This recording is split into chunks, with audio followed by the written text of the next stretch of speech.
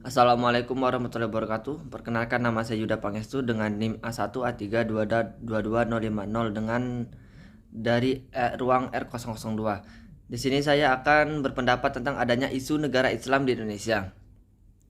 Negara Islam di Indonesia ini merupakan isu yang sangat sensitif jika dibahas oleh saya, tetapi saya akan berpendapat sebisa saya mungkin. Jadi apabila ada salah kata mohon dimaafkan dan mohon dikoreksi sebelumnya. Terima kasih.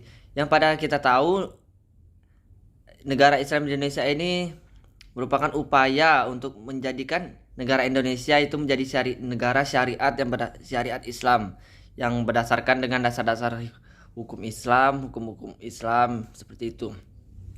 Yang kita tahu, ideologi ini sudah ada sejak masa pemerintahan Soekarno tepatnya pada tahun 1948 dan dideklarasikan upaya tersebut pada tahun 1949 yang kita dikenal dengan biasanya itu lebih terkenal dengan DITII yang diketuai oleh Kartosuwirjo.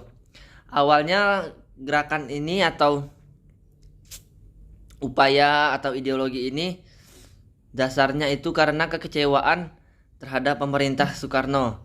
Dan karena itu pula menggantikan ideologi Pancasila menjadi ideologi syariat Islam pada saat itu. Karena pada kita tahu salah satu contoh yaitu pada di Aceh, Daud Beureh itu pada saat masa penjajahan Soekarno pernah berjanji untuk Provinsi Aceh itu menggunakan syariat Islam pada saat itu. Tetapi pada kemerdekaan Indonesia, Soekarno menjadikan atau menggabungkan Aceh dengan Sumatera Utara yang menjadikan warga Aceh atau masyarakat Aceh itu kecewa terhadap pemerintah Soekarno pada saat itu karena pengorbanan rakyat Aceh tidak dianggap oleh Soekarno pada masa itu.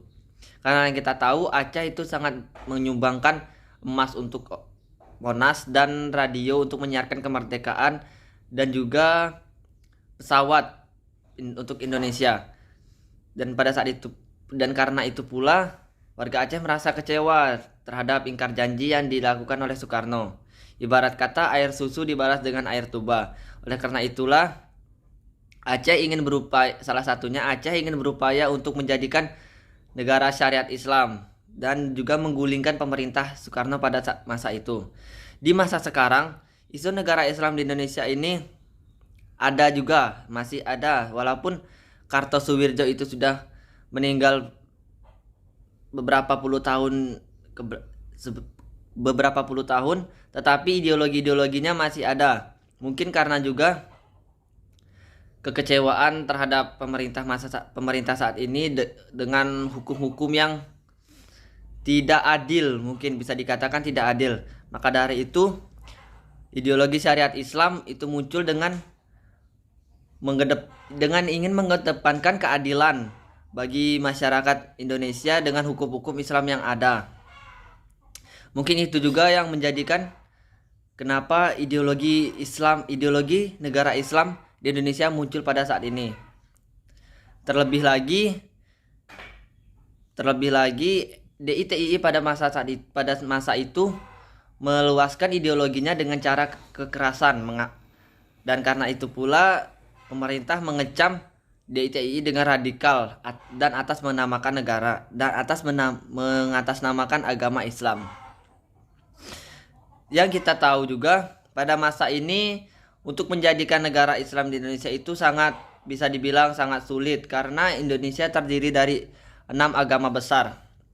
Dan itu juga dilindungi oleh hak asasi manusia dan nilai-nilai Pancasila. Bagaimana dengan nasib masyarakat di Indonesia yang di luar atau yang non-Islam, apakah harus masuk di Indonesia? Harus masuk Islam itu sangatlah tidak bagus karena tidak berperikemanusiaan dan sangat melanggar sila ketiga yaitu Persatuan Indonesia. Maka dari itu jika ada isu negara Islam di Indonesia itu sangat haruslah diberantas, karena mungkin ini merupakan salah satu tindakan terorisme karena ingin mengubah ideologi dan ingin menggulingkan ingin menggulingkan pemerintahan.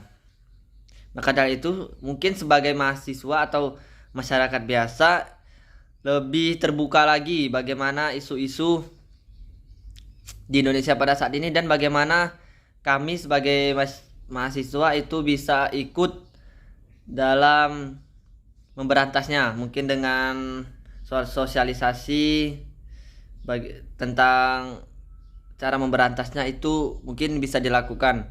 Dan mungkin kesimpulannya, adanya ideologi negara Islam Indonesia ini karena adanya kekecewaan terhadap pemerintahan karena hukum yang tidak adil di Indonesia, makanya ingin dibuat berdasarkan hukum Islam yang adil, mungkin dengan cara yang salah, dengan cara menggulingkan pemerintahan itu dengan cara yang salah. Tetapi menurut saya adanya ideologi ini karena kekecewaan terhadap pemerintahan karena hukum yang tidak adil.